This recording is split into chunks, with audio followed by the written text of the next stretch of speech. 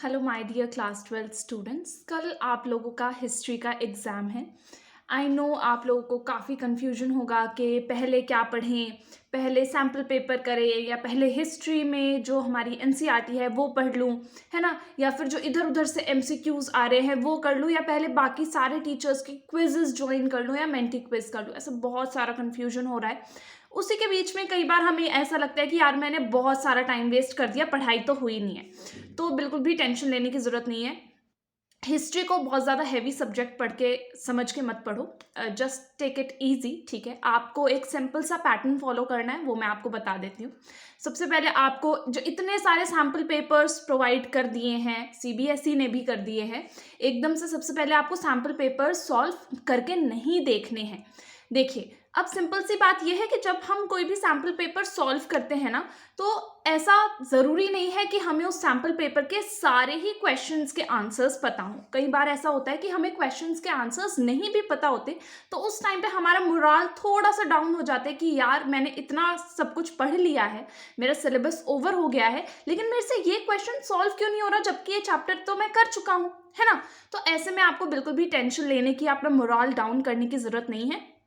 अगर आप sample paper solve कर भी रहे हो, तो वो आपको तभी करना है जब आपको ये पता हो कि हाँ ठीक है, मेरी पूरी तैयारी हो गई है, मैंने ये पर्टिकुलर जितने भी हमारे चैप्टर्स हैं ये सारे चैप्टर्स कर लिए हैं और अब मैं सैम्पल पेपर सॉल्व करूंगा। ऐसे मत करना कि एक चैप्टर अच्छे से हुआ है और फिर सीधा सैम्पल पेपर सॉल्व करने बैठ गए। नो, जब आपको पता हो कि ठीक है मेरे सारे चैप्टर्स हो गए हैं, मेरी तैयारी अच्छे से हो गई है, अब मैं सैम्पल पेपर सॉल्व करके एक बार अपनी प्रैक्टिस को टेस्ट करके देखता हूँ कि ठीक है मेरे को कितना आ गया है, कितना नहीं आया है। उसमें भी ऐसा ज़रूरी नहीं है कि आपको सारा ही आता होगा। वही मैं कह रही हूँ कि जो क्वेश्चन आपको ऐसा लग रहा है कि बीच में ये क्वेश्चन तो मुझे नहीं आता, उसको सर्कल कर दो या मार्क कर दो। वहां पे बस बैठे ही मत रह जाना कि अब तो बस क्या करूं, मैं मोराल डाउन हो गया जी मेरा, अब मैं क्या करूं, अब तो नहीं हो रहा मेरे से। रिलैक्स करो। ऐसे बहुत सारे क्वेश्चंस होंगे जो आपको बीच बीच में नहीं आ रहे होंगे, क्योंकि अलग अलग सैम्पल पेपर्स में अलग अलग तरीके के क्वेश्चंस गिवन हैं, राइट। और ऑन द कॉन्ट्ररी ऐसे बहुत सारे क्वेश्चंस होंगे जिनको देख के आपको ऐसा लगेगा अरे वाह यार ये तो मुझे आता है, ये तो बड़ा इजी है, राइट। तो इतना हमको बहुत ज्यादा पेसिमिस्टिक नहीं होना है, ठीक है। जितने भी ऐसे क्वेश्चंस हैं जो आपको नहीं आ रहे हैं उनको सर्कल करते चलो और उन क्वेश्चंस को आप एंड में उठा के देखना, ठीक है। बहुत सारे सैंपल पेपर्स एक साथ करने मत बैठ जाना, दिमाग बिल्कुल खराब हो जाएगा तुम्हारा, ठीक है। एक एक करके सैंपल पेपर उठाओ और सैंपल पेपर तभी उठाओ जब आपको लगे कि अब मेरी तैयारी अच्छे से हो गई है, मैंने एक एक चैप्टर अच्छे से पढ़ लिया है। उसके बाद अब मैं अपनी प्रिपरेशन को टेस्ट करना चाहता हूँ या टेस्ट करना चाहती हूँ। बहुत सारी गाइड्स के पीछे मत भागना जिसमें तुम एमसीक्यूज ढूंढ रहे हो कि यहाँ से भी एमसीक्यू कर लूँ, वहां से भी एमसीक्यू कर लूँ, ठीक है।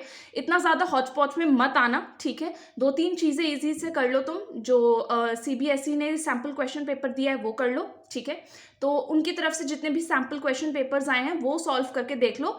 और उसके अलावा बहुत सारी गाइड्स में क्वेश्चन सॉल्व करने की कोशिश मत करना, ठीक है। उसके अलावा जो आपको फोकस करना है वो किस पे करना है, अपने शॉर्ट नोट्स पढ़ने हैं, अपनी एनसीईआरटी को अच्छे से पढ़ना है, and sources that is boxes वो मत भूल जाना। आपको पता है कि बॉक्सेस से, जो आपकी एनसीईआरटी बुक में बॉक्सेस साइड में सोर्सेज गिवन है उसमें से क्वेश्चंस आते हैं, तो बिल्कुल भी ये गलती मत करना कि तुम सोर्सेज छोड़ के चले जाओ, ठीक है। इसके अलावा एंड में आपको क्या करना है, आपको केस बेस्ड क्वेश्चंस करने हैं, मैप बेस्ड क्वेश्चंस करके प्रैक्टिस करना है, और पिक्चर बेस्ड क्वेश्चंस की भी प्रैक्टिस आपको करनी है एक बार। वो आप उसके लिए आप सैम्पल पेपर की हेल्प ले सकते हो। उसके लिए आप सैम्पल पेपर में से एक दो पिक्चर बेस्ड क्वेश्चंस की प्रैक्टिस करके देख सकते हो, ठीक है। All the very best. आपका हिस्ट्री का एग्जाम बहुत अच्छे से होगा। कोई भी कंफ्यूजन हो तो कमेंट में मेरे से पूछना। Bye bye, take care.